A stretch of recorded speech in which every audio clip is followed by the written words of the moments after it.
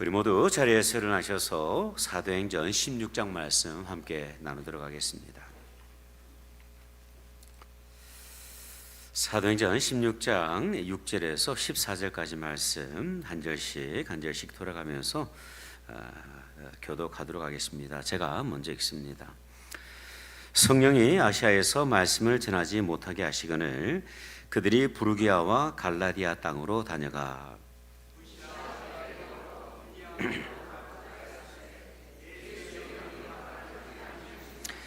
무시아를 지나 드로아로 내려갔는데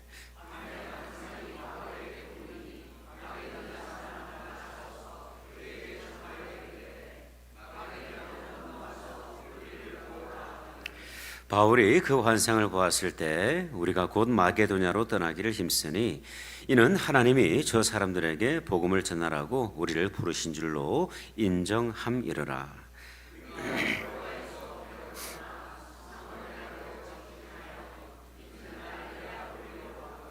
거기서 빌립보에 이르니 이는 마게도냐 지방의 첫 성이요 또 로마의 식민지라. 이 성의 수위를 유하하다가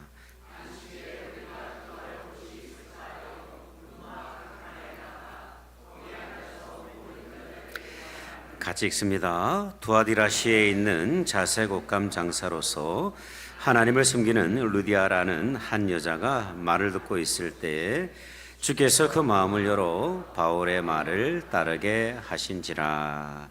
아멘. 자리에 앉으시겠습니다. 여러분, 우리 교단은 무척 이렇게 선교 지향적인 교단입니다. 그 중심에 인터내셔널 미션 보드라고 하는 선교 기관이 있는데요. 이것을 통해 현재 파송된 선교사 가정이 총 약 4,000 유닛 정도가 되고 있습니다. 이 선교사 가정들은 재정적인 부담 없이 오직 선교에만 집중을 할 수가 있어요. 왜냐하면 이 IMB를 통해서 모든 재정을 공급받고 있기 때문입니다. 선교사에게 관한 재정뿐만 아니라 자녀 교육이나 그리고 은퇴연금까지 이 교단에서 전적으로 지원하므로 이 선교사님 가정들이 오직 선교사에게만 집중할 수 있도록 돕고 있는 것이죠. 여러분, 이 선교기관이 세워지기까지 선구자적인 역할을 했던 아주 중요한 인물이 있는데 윌리엄 캐리라고 하는 분입니다. 이분의 직업은 구두 수선공이었는데요. 이분이 어느 날 기도 모임에 참석하던 가운데 히브리서 13장 13절의 말씀을 통해서 예수님을 그리스도로 인격적으로 영접을 하게 됩니다. 그리고 자신을 선교사로 부르시는 하나님의 감동을 겪게 되는데요. 이 선교의 열정을 품고 기도하던 어느 날 목회자들 모임에서 이 선교에 대한 비전을 나누게 됩니다. 근데 동료 목사님들은 선교는 다른 사람들에게 맡기고 당신은 이곳에서 목회나 하십시오, 그렇게 권면을 해요. 그럼에도 불구하고 하나님의 부르심을 붙들었던 그는 1793년 아내와 가족들을 데리고 미지의 땅 인도로 향하게 됩니다. 그 인도로 향하면서 남겼던 위대한 고백이 있는데 그것이 무엇이냐면 Expect great things from God. 하나님으로부터 위대한 일들을 기대하십시오. Attempt great things for God. 하나님을 위하여 위대한 일들을 시도하십시오라는 이 비전을 선포하고 인도 땅으로 떠나게 됩니다. 그리고 이 윌리엄 캐리를 통해서 최초의 이 땅의 선교 기관이 탄생을 하게 되는데 영국 침례교 해외 선교가 세워지게 돼요. 개신교 역사상 최초로 세워진 선교 단체입니다. 여러분, 우리 교회는 새로운 항해를 준비를 하고 있습니다. 지금까지 성실하게 하나님의 인도하심을 따라 그 비전을 가지고 달려왔지만 이제는 새로운 항해를 시작하려고 합니다. 그 항해는 사실 특별한 것이 아닙니다. 성경이 말씀을 하고 있는, 성경이 기록하고 있는 이 건강한 교회, 이 건강한 교회의 정체성을 회복하면서 나가기를 원해요. 그리고 다시 한번 하나님께서 우리의 마음 가운데 부어주시는 그 비전을 믿음으로 붙들고 항해를 시작을 하려고 합니다. 여러분, 새로운 시작은 설렘도 있지만 두려움도 있어요. 왜 그럴까요? 한 번도 가보지 않은 길이기 때문입니다. 그리고 그 길 가운데 어떠한 위험 요소들이 있는지 우리는 알지 못하기 때문에 그래요. 하지만 믿음으로 새로운 항해를 시작하려고 하는데요. 그렇다면 여러분, 과연 이 새로운 항해를 우리는 어떻게 시작해야 할까요? 사도 바울의 제2차 선교 여행을 통해서 몇 가지 중요한 교훈을 한번 찾아보기를 원합니다. 첫 번째, 우리는 하나님의 뜻을 분명히 확인함으로 이 항해를 시작해야만 합니다. 오늘 본문은 사도 바울의 2차 선교 여행을 배경으로 하고 있는데요. 이 안디옥 교회에서 출발한 바울과 선교팀은 부르기아와 갈라디아 땅을 거쳐서 무시아라는 곳에 도착을 하게 됩니다. 그 모든 과정들을 6절에서 7절이 소개를 하고 있는데요. 성령이 아시아에서 말씀을 전하지 못하게 하시거늘 그들이 부르기아와 갈라디아 땅으로 다녀가 무시아 앞에 이르러 비두니아로 가고자 했으되 예수의 영이 허락하지 아니하시는지라. 이 선교팀 일행은요, 소아시아 내륙으로 들어가서 복음을 전하기 위해서 지속적으로 힘을 쓰고 있었어요. 오늘 본문에서 말씀을 하고 있는 애쓰다라고 하는 동사는 사실은 과거 어느 시점에서 중단된 것이 아니라 지금도 지속적으로 시도하고 있다고 하는 현재 완료형 시제의 동사의 모습을 가지고 있어요. 선교팀은요, 이 소아시아 내륙 선교를 위해서 포기하지 아니하고 지금 계속 노력을 하고 있는 거예요. 근데 그 선교의 길이 열리지를 않습니다. 무슨 이유인지 모르겠지만 이런저런 상황으로 인해서 길이 막히고 있는 거예요. 이에 선교팀은 무시아에서 남쪽으로 내려가서 항구 도시 드로아라는 곳에 도착을 하게 됩니다. 여러분, 바로 이곳에서 하나님은 바울에게 환상을 보게 하세요. 우리 다 같이 9절과 10절의 말씀을 한번 읽어보기를 원합니다. 시작. 밤에 환상이 바울에게 보이니 마게도냐 사람 하나가 서서 그에게 청하여 이르되 마게도냐로 건너와서 우리를 도우라 하거늘 바울이 그 환상을 보았을 때 우리가 곧 마게도냐로 떠나기를 힘쓰니 이는 하나님이 저 사람들에게 복음을 전하라고 우리를 부르신 줄로 인정함이로라. 아멘. 여러분, 사도 바울이 비로소 하나님의 뜻을 확신하게 됩니다. 지금까지 선교의 길이 막혔던 이유, 소아시아 내륙으로 깊숙이 들어가지 못했던 그 이유가 하나님께서 그들의 발걸음을 유럽으로 인도하고 계셨다는 사실을 바로 이 드로아에서 확인을 하는 거예요. 그리고 그 하나님의 인도하심을 확인한 그들은 지체 없이 즉시 유럽으로 떠나게 됩니다. 마게도냐로 떠나게 되는 것이죠.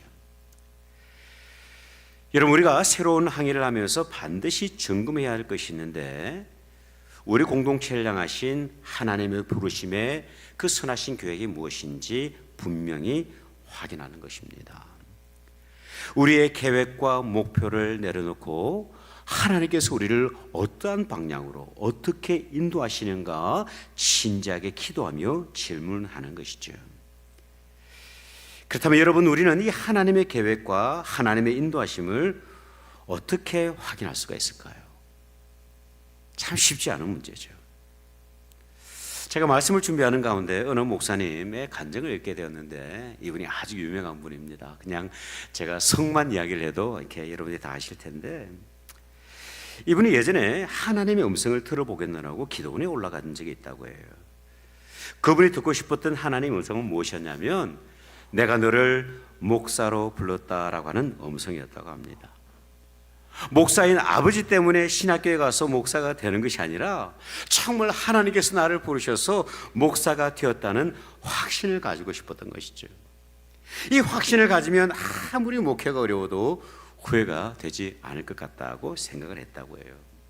이 목표를 가지고 산에 올라가서 나무를 잡고 흔들며 기도하기 시작을 했습니다. 김 목사, 내가 너를 불렀어. 그런데 원하는 하나님의 음성은 듣지 못하고 나무만 신나게 흔들고 내려왔다는 그런 이야기를 하시더라고요. 여러분, 웃고 있지만 사실 이 목사님의 고민이 우리의 고민일 수 있습니다.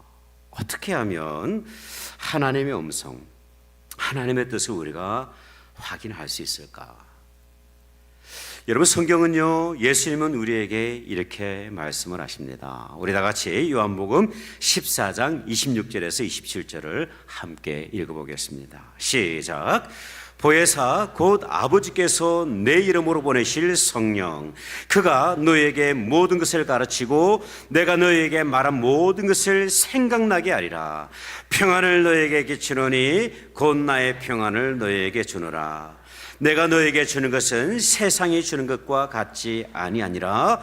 너희는 마음에 근심하지도 말고 두려워하지도 말라. 아멘.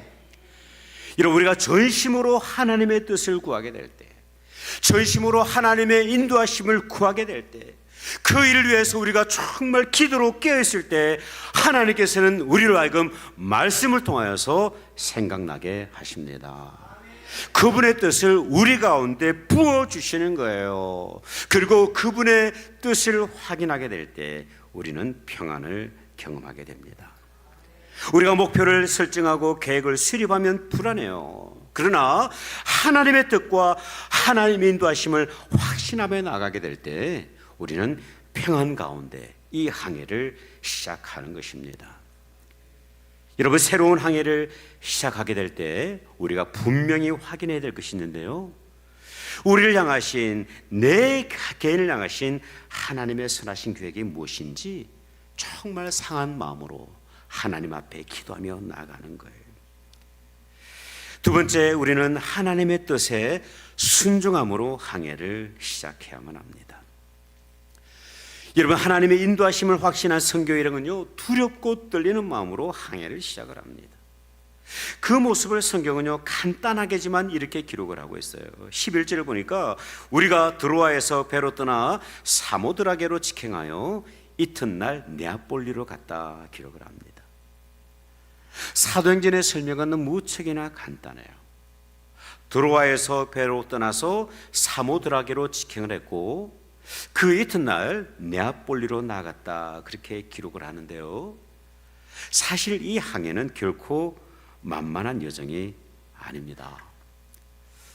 제가 성지순례를 하면서 이 항로를 그대로 따라서 지나갔던 적이 있는데, 오늘날에는 여러분 거대한 여객선과 화물선이 이곳을 오가지만 당시에는 자그마한 목선으로 이동해야만 했어요.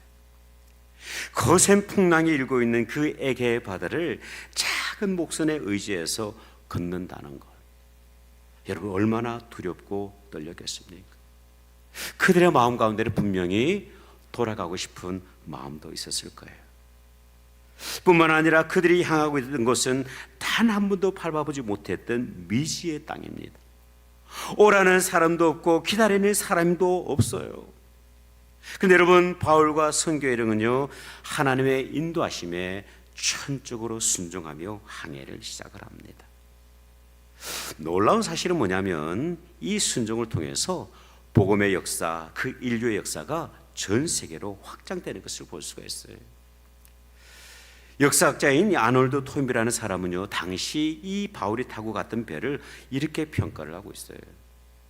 드로아에서 바울을 태우고 마게도냐로 향한 배는 유럽의 역사를 바꾸는 배였으며 유럽 문명사의 미래를 안고 간 배였다, 그렇게 평가를 합니다. 여러분, 하나님의 뜻을 확인하는 것과 하나님의 뜻에 순종하는 것은 전혀 다른 문제예요. 우리가 하나님의 뜻을 확신한다 할지라도 그 뜻에 순종하지 않는다면 하나님께서 행하시는 그 위대한 일들을 우리는 맛보아 경험할 수가 없어요. 제가 목사 안수를 받기까지 참 여러 가지 에피소드가 많았는데, 섬기던 교회에서 제가 가장 고참 전도사였어요. 근데 목사 안수를 받아야 되는데 목사 안수를 안 받고 있는 거죠. 그래서 저 때문에 후배 전도사님들이 목사 안수가 놓쳐지고 있었습니다. 제가 받아야 그 다음 후배 전도사님들도 목사 안수를 받는데 이 고참 전도사가 목사 안수를 안 받는 거죠. 제가 이 목사 안수를 미루고 있었던 이유가 있었는데, 그것이 뭐냐면 사실은 경제적인 고민 때문이었습니다. 이제 목사 안수를 받으면 평생을 목사로 살아야 될 텐데, 이 목사를 살아가면서 피할 수 없는 경제적인 어려움을 어떻게 하나 하는 그 남부른 고민이 제 가운데 있었어요. 어린 시절 너무나도 가난을 경험하다 보니까 적어도 제 자녀들에게만큼은 이 가난을 대물림하고 싶지 않았던 거예요. 하지만 기도하던 가운데 믿음으로 선포했습니다. 여전히 두렵고 떨리지만 믿음으로 선포했어요. 하나님, 부르시는 분도 하나님이시고 살아가게 하시는 분도 하나님이십니다. 제 삶을 주님 앞에 드립니다. 그렇게 하면서 사실은 눈물 흘리면서 안수를 받았어요. 근데 참 감사한 건 뭐냐면 지금까지 하나님의 채워주심으로 인해서 감사하게 살아가고 있어요. 부족함이 없어요. 돌아보면 모든 것이 하나님의 은혜입니다.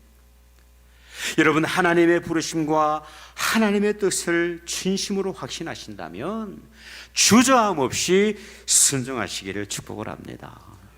인간의 지혜로 바라보면요, 어리석은 결정으로 보여질 수가 있어요. 손해보는 결정처럼 보여질 수도 있어요. 그럼에도 불구하고 하나님의 부르심에 우리가 천적으로 순종하게 될 때 하나님께서 우리를 돌보십니다. 그래서 하나님의 역사하심을 경험하는 첫 번째 길은 무엇이냐면 하나님의 부르심 가운데 순종하는 거예요. 우리 교회가 크라기를 원합니다. 우리가 비전만 이야기하는 것이 아니라 그 비전이 우리 가운데 주신 하나님의 뜻이라고 믿는다고 한다면 우리 공동체가 그 비전을 붙들고 순종함으로 나가게 되는 거예요. 때로는 내가 손해본다고 느껴질 수도 있어요. 불편하다고 느껴질 수가 있어요. 그러나 그 길을 통해서 하나님께서는 건강한 교회, 성경적인 교회로 세워나가실 것입니다. 마지막으로 하나님의 일하심을 기대하는 마음으로 우리는 항해를 시작해야만 합니다. 하나님의 인도하심을 따라 이 선교팀이요, 네아폴리에 있는 첫 번째 도시 빌립보에 도착을 하게 돼요. 그렇다면 여러분, 이 부푼 꿈을 가지고 도착한 빌립보의 상황이 어땠을까요? 이어지는 12절에서 14절의 말씀을 우리 다 같이 한번 읽어봅시다. 시작. 거기서 빌립보에 이르니 이는 마게도냐 지방의 첫 성이요 또 로마의 식민지라.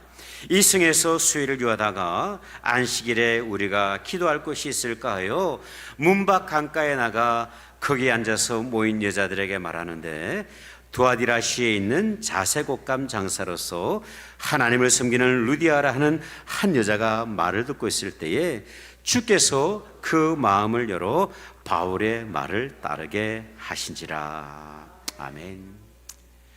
이것은 제 개인적인 추측이긴 합니다만은 이 바울과 선교 일행에게는 좀 특별한 기대가 있었을 거로 생각이 되어져요. 하나님의 인도하심을 따라 온 여정이기 때문에 이제 이곳에는 조금은 특별한 일들이 기다리고 있을지 않을까 하는 그런 기대가 있었을 거예요. 여러분, 기대와 달리 그들을 기다리고 있는 것은 특별한 일이 없었어요. 그들을 환영하는 인파가 있었던 것도 아닙니다. 그들을 중심으로 대형 집회가 기다리고 있었던 것도 아니에요.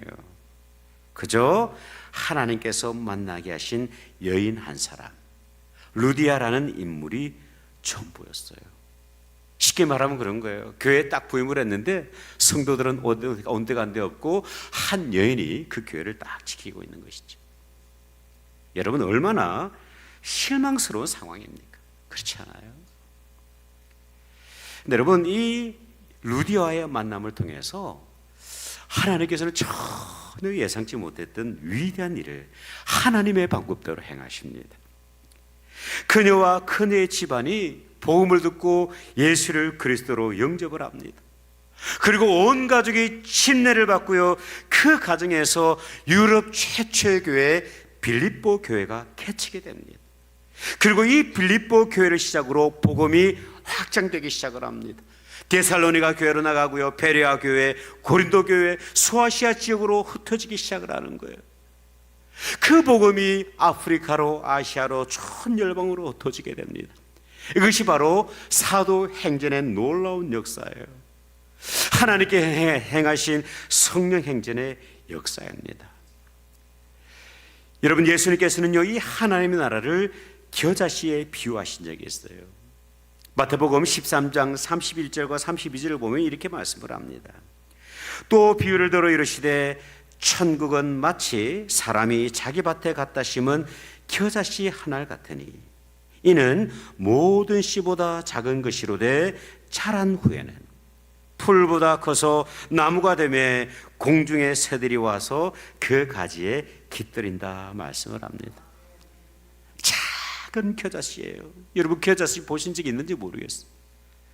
눈에도 잘 보이지 않는 그런 씨앗이지만 이 하나님의 나라는요 지극히 작은 이 겨자씨에서 시작이 된다, 그렇게 말씀을 합니다. 저와 여러분이 작고 어찌 보면 참 초라해 보일 수도 있지만 그러나 우리가 드리는 그 순전한 순종을 통해서 하나님께서는 우리를 통하여서 역사하십니다. 하나님의 놀라운 일들을 순종하는 저와 여러분을 통해서 이 교회를 통해서 이루어 가시는 거예요. 1934년 노스캐롤라이나 샬롯에서 부흥 집회가 있습니다. 그 집회의 주 강사가 누구였냐면 당시에 가장 유명한 부흥사 몰데카이 헤미라는 목사님이었어요. 그 집회는 무려 3주 동안 진행이 되었습니다. 근데 여러분 이 집회 기간 동안 회심하고 주님께로 돌아온 사람이 딱 한 사람이었는데요 12살 먹은 남자아이 하나가 전부였어요. 3주 동안 집회를 했어요. 얼마나 많은 공과 얼마나 많은 기도가 있었겠습니까? 그런데 이 3주 동안 집회를 했는데 한 명의 회심자가 있는 거예요. 얼마나 여러분 낙심이 되었겠습니까? 그런데 여러분 그 집회에서 회심했던 그 12살짜리 소녀는 훗날 전 세계에 예수님의 복음을 전하는 전도자가 되는데 그가 바로 빌리그레임 목사입니다. 하나님의 역사심이라 합니다. 순전한 순종을 우리가 하나님 앞에 드리게 될 때 때로는 그 열매가 작게 보이고 초라하게 보이고 때로는 그것을 실패로 우리가 생각할 수도 있지만 그러나 하나님의 방법은 전혀 다른 거예요. 우리 인간의 지혜는요 결코 하나님의 지혜를 따라갈 수가 없어요. 그러기 때문에 우리는 온전한 순종을 하나님 앞에 드리는 것입니다. 저와 여러분 우리 교회는 건강한 교회, 성경적인 교회를 위해서 새로운 항해를 시작하기를 원합니다. 여러분 이 일을 준비할 때 우리 모든 공동체가 소수의 사람이 아니라 우리 모든 공동체가 하나님의 인도하심을 확인하도록 함께 기도해 주시기를 바랍니다. 그리고 그 인도하심 앞에 주저함 없이 순종할 수 있는 그 담대함이 우리 가운데 있도록 함께 기도해 주시기를 바라요. 그리고 이 모든 일들을 통해서 역사하실 하나님을 우리 모든 공동체가 기대하시기를 바랍니다. 서론의 기대에 소개를 했던 윌리엄 캐리의 그 비전을 여러분들과 함께 다시 한번 나누고 싶어요. Expect great things from God. Attempt great things for God. 새로운 항해 가운데 하나님의 은혜와 하나님의 풍성하신 인도하심이 우리 공동체 가운데 깊이 마시기를 주님의 이름으로 축복합니다. 기도하겠습니다.